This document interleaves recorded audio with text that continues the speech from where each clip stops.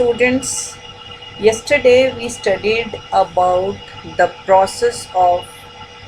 chemical process of combustion, and we also studied about the conditions necessary for combustion, and these conditions are fuel, air to supply oxygen, and the ignition temperature.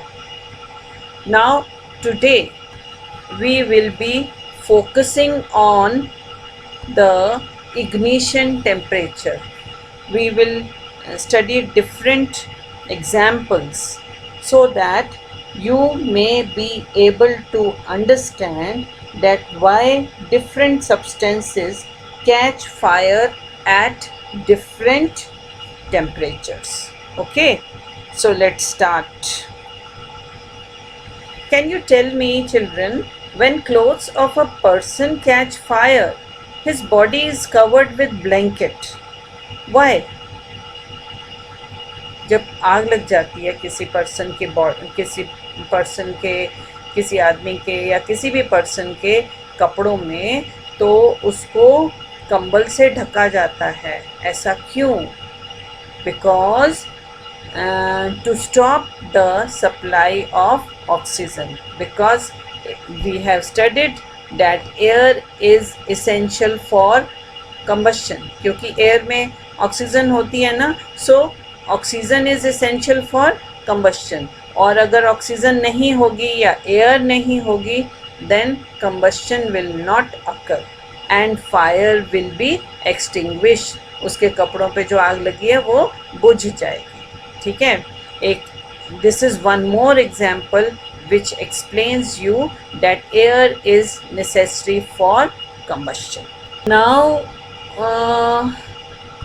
the third condition necessary for the combustion process is the ignition temperature. We have studied that ignition temperature is the lowest temperature or the minimum temperature at which a substance catches fire. Okay. Please note it down that a substance will not catch fire and burn if its temperature is lower than its ignition temperature. So ignition temperature एक ऐसा temperature है एक ऐसा minimum या सबसे lowest temperature है जिस temperature पे किसी भी सब्सटेंस पे आग लग जाती है. ठीक है. अब देखते हैं डिफरेंट एग्जाम्पल्स. अब हम देखेंगे. नाउ माचिस सबके घर में होती है. Matchstick. Can you tell me, does a matchstick burn by itself? Matchstick अपने आप जल जाती है? No, a matchstick does not catch fire on its own at the room temperature.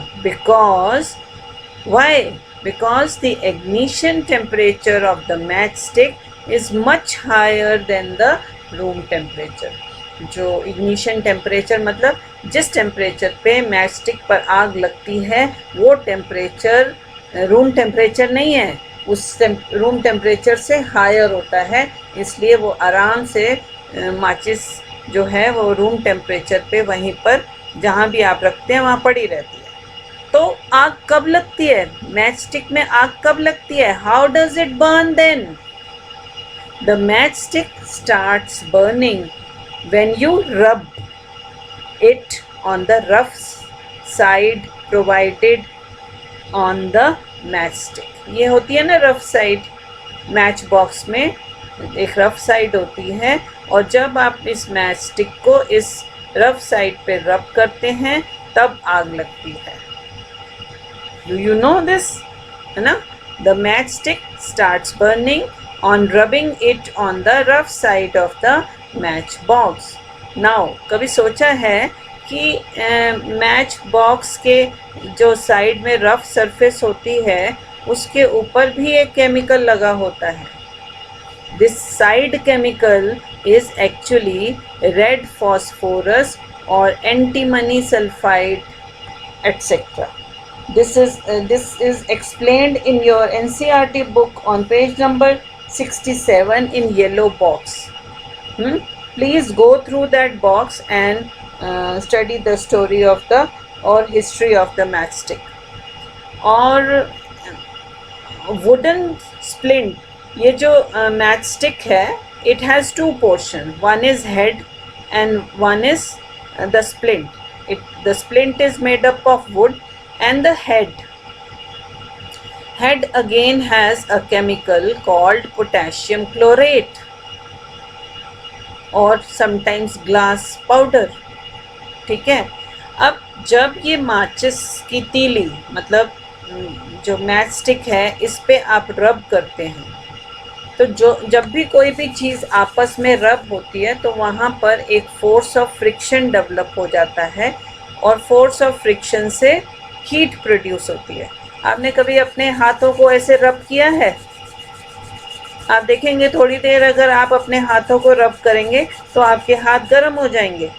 In the same way when you रब this matchstick on the side surface of the match box, what happens, एक तो friction produce होता है, friction से heat produce होती है, और वहाँ पर जो केमिकल है, जैसे यहाँ पे रेड फॉस्फोरस है, उसके पार्टिकल्स टूट जाते हैं और वो वाइट फॉस्फोरस में कन्वर्ट हो जाते हैं और उससे आग लगती है. और इसके पास जो केमिकल है, ये भी बहुत, जो केमिकल है ना, ये जैसे ही आप उसे रब करते हैं उसमें एक्स्ट्रा ऑक्सीजन और एक्स्ट्रा हीट निकलती है, जिससे कि मैच हेड जो है, it burns quickly and strongly. When you put it all together, the heat, जब हम दोनों को रब करते हैं ना, तो हीट, द फ्यूल और ऑक्सीजन से हमें क्या मिलती है? फ्लेम मिलती है. So I hope you understood this. Can you burn a piece of wood by bringing a lighted matchstick near it? क्या आप इस वुडन लॉग को एक माचिस की तीली से, जलती हुई माचिस की तीली से जला सकते हैं? No, we cannot. We cannot burn a piece of wood by bringing a lighted matchstick near it because the ignition temperature of wood is quite high. Okay. What is the easy way to start a wood fire? Easy way to start a wood fire.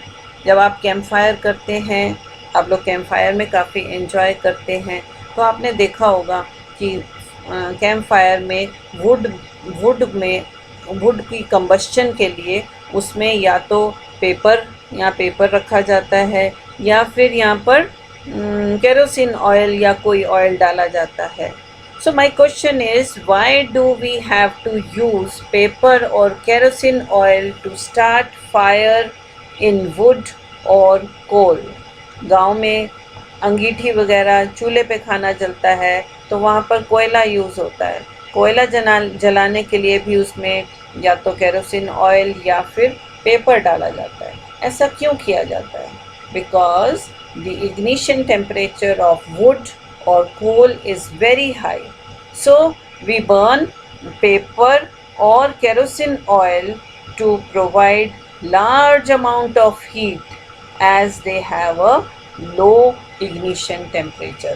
यहाँ इसका मतलब ये है कि paper और kerosene oil का तो ignition temperature बहुत कम होता है in comparison as compare to wood, तो उनका इग्निशन टेम्परेचर कम होता है तो वो तो जल जाएंगे जल्दी से. अब उनके जलते ही वहाँ पर क्या होगा? काफ़ी हीट प्रोड्यूस होगी. हीट जो होगी वो हेल्प करती है वुड के इग्निशन टेम्परेचर को अटेन करने में और फिर लकड़ी आसानी से जल जाती है. ओके.